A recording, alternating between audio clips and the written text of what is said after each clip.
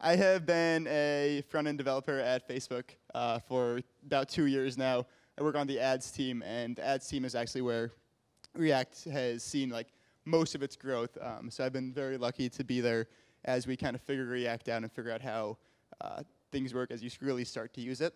And I want to talk to you guys today, not really about kind of the basic stuff of React. I want to go kind of deep and talk to you about what happens when you start using React in bigger applications. It turns out that React is not so magical that it just works all the time, and you have to kind of finesse it. So I want to go into those details, and let's do that. So we've all been here. This is the to-do list. It's actually on the demo, the tutorial page for React, and it does a good job of showing why React's great and helps you kind of learn. It's got one state variable. That's that list of items we see there. It's got 1 point of user control. That's our text inputs. And that's great and all, but it's not anything really practical, right? MVC, Backbone, they can all do this. And so it doesn't really demonstrate kind of stuff that I want to get to. On the other hand, this is Power Editor. This is the tool that I work on, and it is crazy. It's really big, and it's a lot of JavaScript.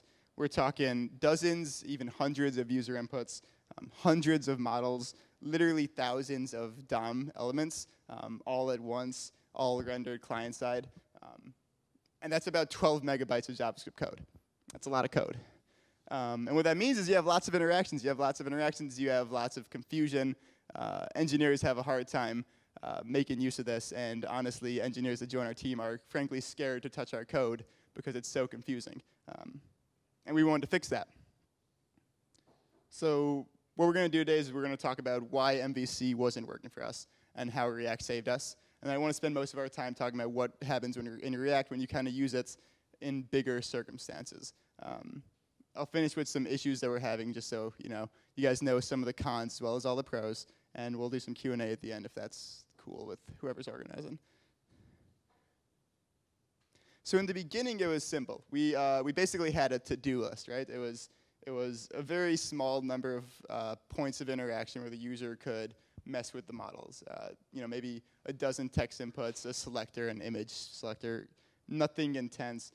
Props on the models were bound very simply to 1 or 2 components, and things kind of made sense.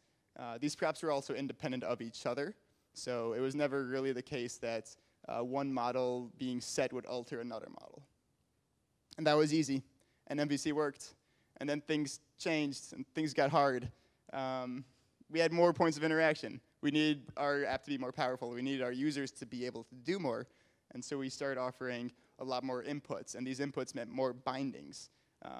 And our props started becoming modifiable from dozens of different places at once. In addition to that, props started being able to learn from other props. So if you change one model, you might end up changing another model. And changing that model might end up changing a different model. And you get this waterfall effect of things you can't really track. And so if you're a developer and you come in, you make a change, well, the nest of places that you have to test for making sure that you broke nothing it just grows, and you don't even know where to look. And when you got this much code, it basically begs for bugs to happen. And then we had this great idea called bulk import, which lets users import a CSV that directly applies changes to a model. And what this means is all of those view interactions that we coded up, they just get overpassed. And you basically set the model up and hope that your UI kind of works, and it never did. To this day, actually, it's still an issue. We're working on it. So how could we deal with this? Well, the issue was that we used MVC, and MVC focused on binding views to models to controllers. And these bindings were kind of unorganized. You had models that would update the view, and you had views that could modify the controller, and it got kind of crazy. So we needed to manage this complexity. And what this meant for us was that we needed to constrain that data flow, constrain those bindings, constrain how interactions affected our models. Does this sound something like React? It should.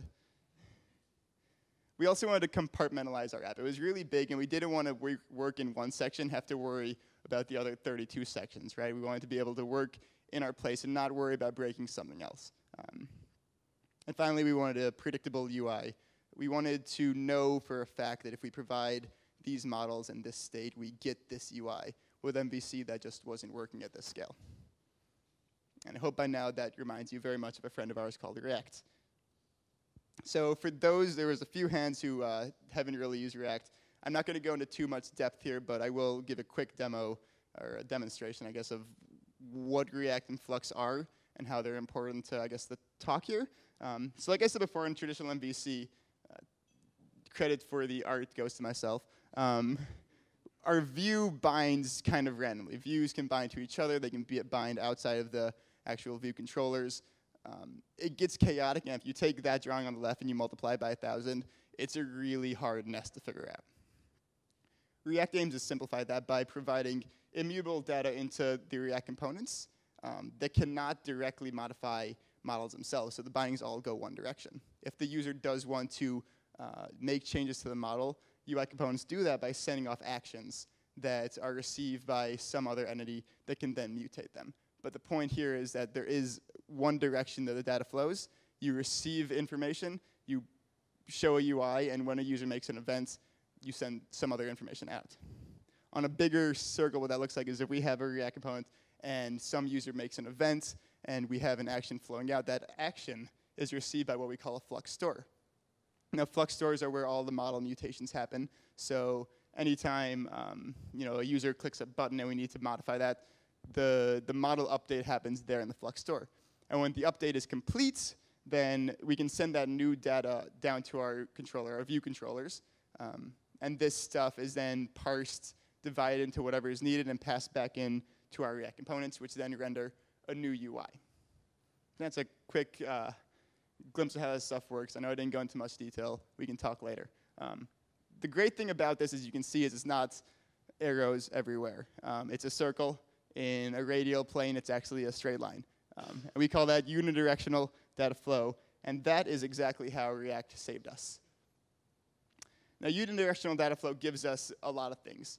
Importantly, it gives us clear code. When you have code this big, you have 10 engineers working on it, you have deadlines to hit, you have product improvements to make. You need your code to make sense. You need it to be really easy to navigate. And before, it wasn't that case. And nowadays, with React, it has become that. When you know where your actions go, when you know where your models get modified, when you can trace the whole circle, things start to make a lot more sense. It also gave us that predictable UI we wanted because React components work such that if you give them the same props in the same state, you are guaranteed the same UI. It also gave us a single place where our models could be updated. With MVC, you kind of bind any model update to any view, and it's kind of hard to track where this model change took place. But with React, it all takes place in those magical Flux stores, and it's really easy to follow. If you want to see what happens when a user clicks a button, you just follow that button action and trace it through the code. It's a way easier paradigm. And finally, on the other side, you can also track the UI update. So if you have a model that's changed, you can see how that actually affects the UI. But it turns out that React doesn't work so well, or so cleanly, I should say, as you start to scale it up. And it takes a little bit of working to get to function. So when we first started, like I said, our app was really simple. This is probably oversimplified, but it had a few text inputs, it had a few buttons, nothing really crazy, a few props, a few callbacks. And our controller on top was also really simple. Right here, if you're familiar with React, you can probably read that in 10 seconds, and it all makes sense, right? But then, like I said, we needed more.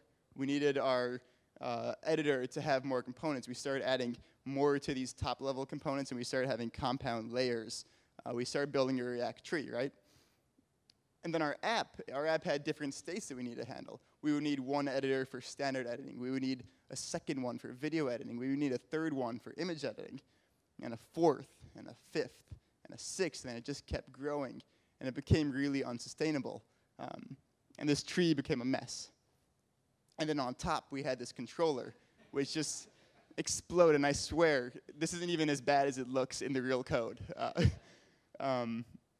It was about 2 pages of callbacks and props, and it was crazy to look at. But that was the only way it could work, because we couldn't put any of this information anywhere under our React tree, because we had to keep the React components pure, right? And this just became an issue. It led to a lot of problems. It made it really hard to edit. And yeah, we ran into a lot of stuff. I want to walk through the problems in specific, what we ran into. So first of all, like I was saying, if you want to keep your actions and your store communication out of your React components, well, you need to send them up. Now, when you send them up and they all go to one place, you have this one controller at the top, and it starts to look really messy. The problem is if you put an action callback or you put store communication inside a React component, well, then that component is no longer composable, right? Composability means you can take it from one place, put it in another, and it's easy as that. But if you have store interactions, you can't do that unless that store behavior is identical, which is hardly ever the case. So that was like one thing we had to avoid, and that meant this giant controller up top. We were also, because of that, losing our compartmentalization. Because at the top we had one model that propagated through the entire UI tree, if we wanted to tweak how that model was shaped or how it was parsed, well, then we had to check the entire UI tree to make sure that things behaved as they should. So now it was no longer the case that you could adjust one part of the UI and not worry about the other part. We had kind of lost that really strong fundamental asset of React. And this also meant that because the whole React tree was rendered in one React.render call, every time any store updated, anytime we got any new information, we had to re-render the entire tree. Now granted, React does this great thing with a virtual DOM, where it will, in JavaScript, render what it thinks the DOM will look like, and then compare that to the actual DOM, and only repaint the parts that need repainting, which is great. But when you have this much code, that reading through in JavaScript starts to take a lot of time. When you do it over and over and over again, you actually do start noticing your code slowing down. And that became an issue.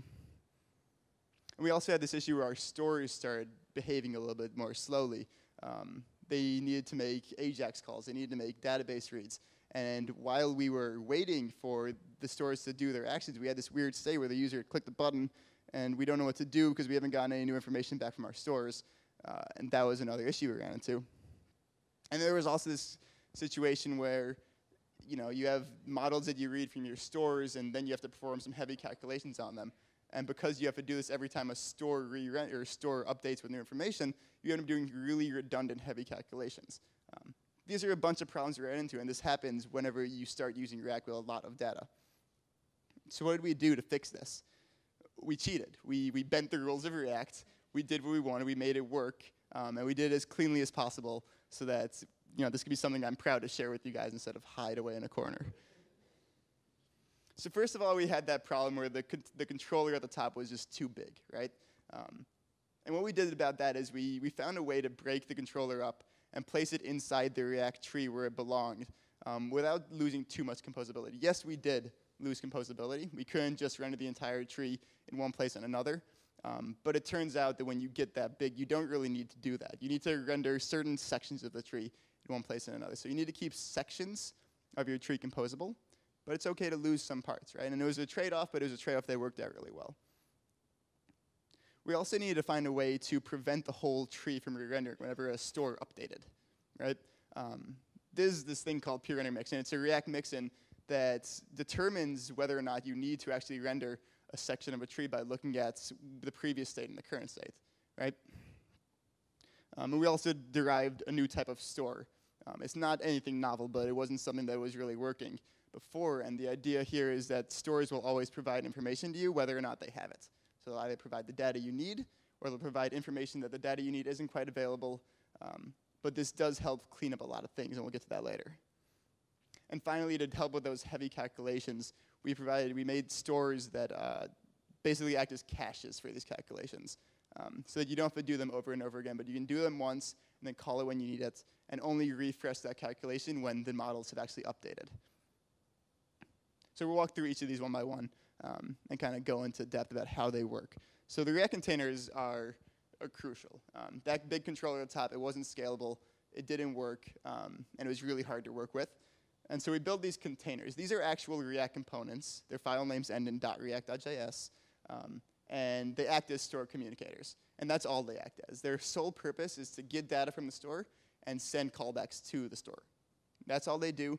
There's no rendering logic. So we're never allowed to have if this, then render that component. If that, then render this component. It's one component. And it turns out, actually, that the render functions are all one line. So you can see that they don't behave like typical React components, but they do serve a really strong purpose, and that is to provide controller inside our tree. So this is a small example of how this would work. There's a few pieces here to explain kind of what's going on. So at the top, we have a mixin. It's called the store-based state mixin. And this is what's responsible for keeping this this container in sync with the stores. So we can look at how this actually works. The component will mount is a part of the React lifecycle. So when React is rendering, it will call a series of things before it gets down to this render function. One of them is component will mount. That's when the component is actually built into the DOM for the first time. So when that happens, we actually take in a list of stores, and we subscribe to their change events. So change events is what's fired anytime a model gets updated in any sort, right? So now anytime that happens, anytime our store emits a change, we can update our state. And so we're going to call this calculate state function, and we're going to set our state on that so that our React components, this container, now has new information. Calculate state is really simple. You talk to stores, you get their information, and then you save it. Right? Here we're just talking to our asset store. We're getting whatever we have selected, and we're saving in our state so that our UI component can use it when it's time for rendering comes. Oops. Finally, it's worth knowing that the return of the render is actually, it's not one line, but there's only one thing in it. It is the name editor, and thus this is the name editor container. That is how it should always work. Because again, we need to keep these things really small and really focused so that we can maintain as much composability as possible. This name editor is fully composable, right? There's nothing about it that can't be put in a different place. This container is not, so we need to keep this small. One thing to note is that those containers, because they are React components, you can actually put them into your React tree, right? So if you have a React component that's not a container, you can actually insert that container into your render function. That component will then lose its composability, of course, because the container is not composable, but it is a way to insert these things into your tree. The next thing we want to talk about was that issue of having to render the entire tree the whole time over. With the containers, we kind of help with this, right? Because now sections of the tree only have to listen to the stores they care about. So if there was a store that was causing a lot of flushes through the whole tree but only pertained to one part of our tree, well, we fixed that. But a lot of our stores actually, mattered throughout the entire tree. So that was not something we really fixed. And so we need another solution. PureRenderMixin does that pruning for us. It will efficiently tell us that we don't need to look at this part of the tree. And so we can save a lot of calculation time there. What it does is it does a shallow compare of the previous props and state with the current props and state. Remember that pure React components, if they have the same props and the same state, they're guaranteed the same UI. So if we have the same props and the same state, we don't need to re-render. We don't need to run anything below that point because we know it's going to be exactly the same. And this is what it looks like. This is a React components, nothing really happening on the bottom half, but at the top we have a one-line mixin. And that mixin over on here on the right should component update. That's another step in the React component lifecycle. As you might detect, it's called before we call render to determine if we should even call render. And you can see that we're just taking in the new props, the new state. This is stuff that we got after our model updates, and we're comparing it to our old stuff. So if our stores emitted some change that was not pertinent to this tree, well, we can just return false here, and then we don't have to render this or anything below it. And we just saved a huge chunk of time. Again, that doesn't seem like a lot when you're dealing with small apps, but once you get to a place where your tree is sufficiently large and you're hitting this function over and over and over again, it actually starts to matter. And we've seen that performance hit. So back when we had our big supercontroller, we also had these asynchronous stores. One thing that was happening, like I said, is that the first time we needed our models, they might not have been available, right? They might have been stored away in local stores. They might have been on some server and a network request is needed to get them. So when a user asks for that data with some sort of event, they need to wait. And during that wait cycle, we have this weird issue. What do we do? So the UI was reacting slowly, right? There was this pause between what they wanted and what they got. And the solution there was to put a loading state into our UI components, right? It makes sense. You, as a button, you detect that you've been pressed. You say, OK, I'm going to spin until I hear back from my controller, right? And you send out an action, and you start spinning. And then you wait, and your stores are doing their thing. And then eventually you get your data back. And you're like, all right, I got new stuff. Let me unload. And display, right? But the problem there is that the loading state is kept in the UI component when the actual loading is kept in the stores. And that's code divergence. That's not good. It also didn't work with calculate state. Calculate state happens as part of the React lifecycle. And so React's lifecycle is synchronous. These were not. It wasn't something that worked. This is what it used to look like, sort of. Here we have 3 model types. A campaign contains ad sets, which contain ads.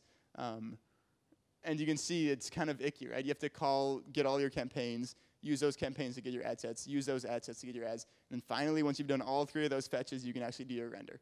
But everything in between the top of this file and the React.render is time where the user is waiting, right? It's really slow. It's not good. So we made synchronous stores. Synchronous stores work faster because they always provide something. Not necessarily the information you need or you're waiting for, but they provide something. And that's really important because it helps keep loading state out of the UI components.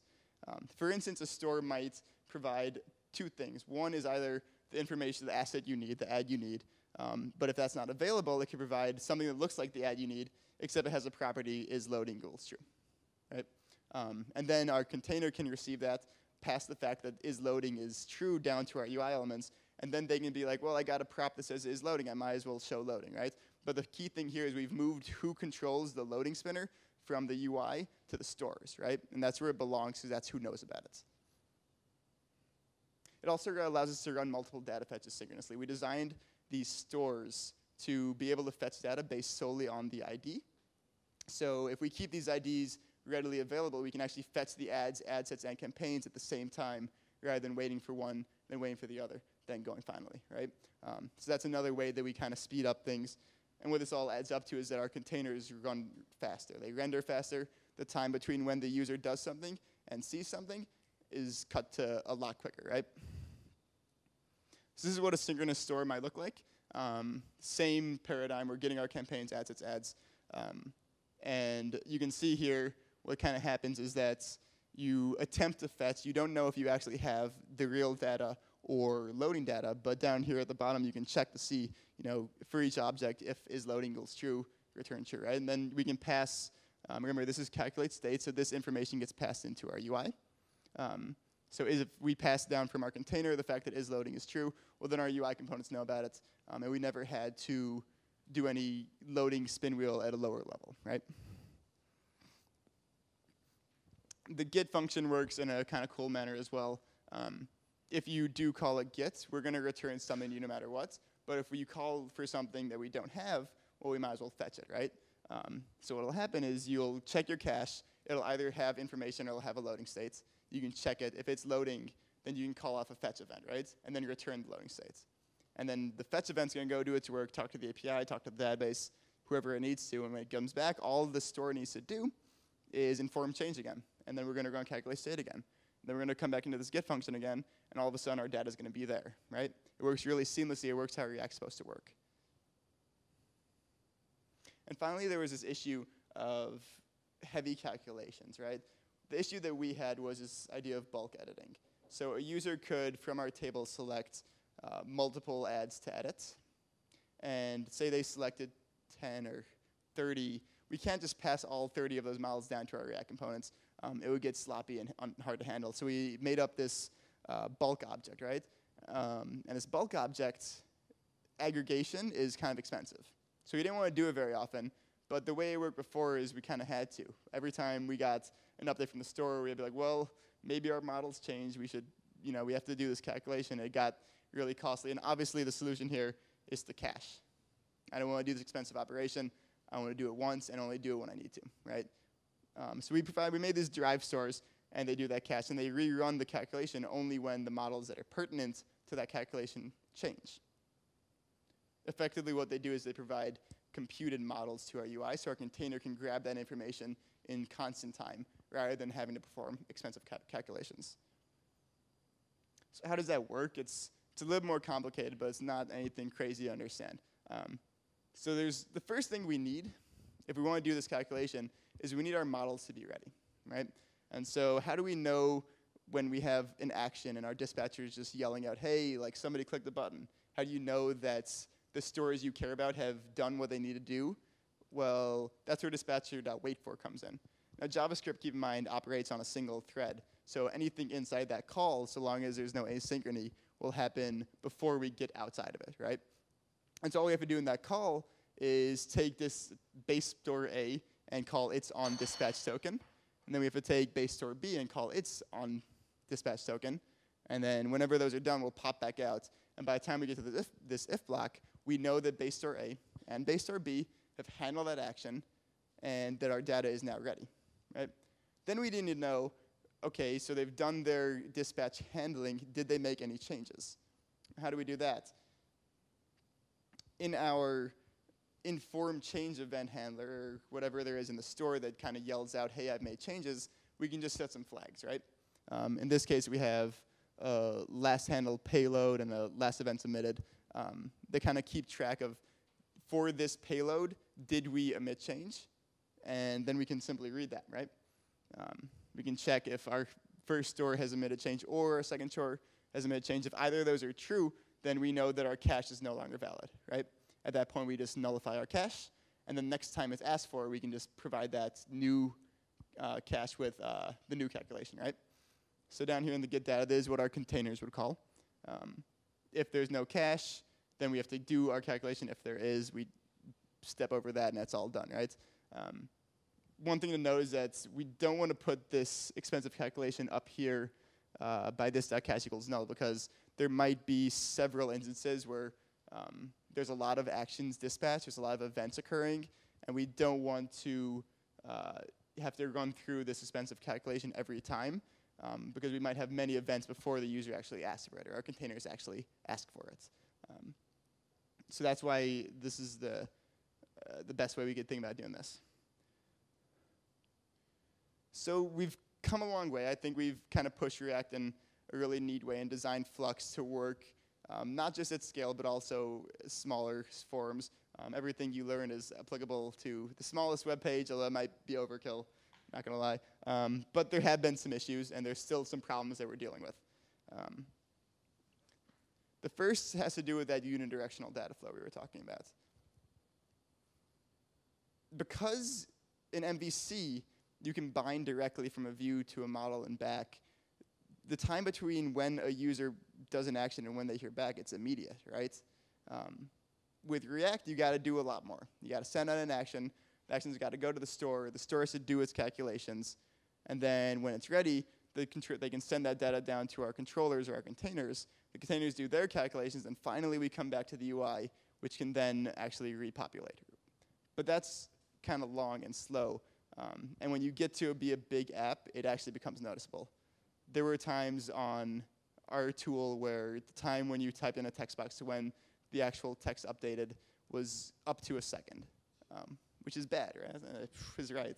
It's the right reaction. It's really bad, and we need to do something about this. And it's not an easy solution, right? Because we're doing everything properly. We're following the unidirectional flow model. There's really no shortcut there. If you want to do unidirectional flow, you got to wait for the full circle before you can get to that thing, right? One option is to optimistically update your UI. You can pretend that you heard back from the stores and be like, well, I sent out this action. I'm probably going to get this back. Let's just update anyways. But that's dangerous, right? Because it's code divergence. It leads to a possibility that your UI code is separate from the store, and then you have this issue of conflicting data. What we did as best we could was throttle.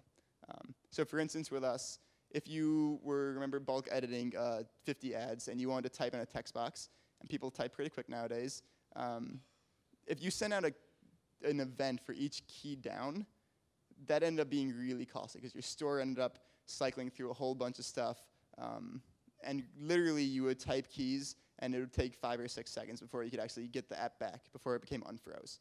And it was crazy. So what we had to do is we had to throttle and say, wait until we've heard nothing back from the keyboard for 500, 300 milliseconds, and then we can send out for action. Again, this isn't great, right? Because now we have this 300 millisecond delay between when the user stops typing and when they actually see something happen. It's not a real solvable problem, or at least nothing that we figured out yet. If you guys have suggestions, I'm happy to hear. The other thing we ran into was this massive store issue. Because our stores were the only places that models could be mutated, well, they got big, right? before these mutations kind of occurred all over the place. They were in controllers, they were bound to text inputs, they were on the model itself even. But now we kind of consolidate them all into one spot. And this literally just means that the stores are really, really big. Hundreds, thousands of lines, and it gets to be hard for developers to work in, right? It's not something we really have a good solution to either. The best you can do at this point is try to divide your stores up, but that gets hard because stores are kind of bound to the models, right? You have one store for your ad, and if you divide it up, well, you're gonna have to do communication between stores very often. The best thing you can do is just organize your code, but it's not really something that's been figured out either. This also means like if you follow all these principles, well, that was a lot of stuff I just went over, right? If you're onboarding new engineers, that's a lot to take in, and there's this now steep learning curve that they have to face. That's not really there with MVC. Everyone knows MVC. It's not hard to figure out if you don't know it. But with React properly in this scale, there's a lot to learn. And that can be an issue for sure. And finally, you can't really move fast like you could. And we say move fast at Facebook, and it's like, that's like our thing, right? But with MVC, you can do whatever you want and hope for the best. But with React, like, we kind of constrain you to not break things. That means you have to kind of move slow. I think those last 2 points are kind of not really issues, but more trade-offs that you take for code quality. But I put them up there anyways because they are certainly cons to the pros.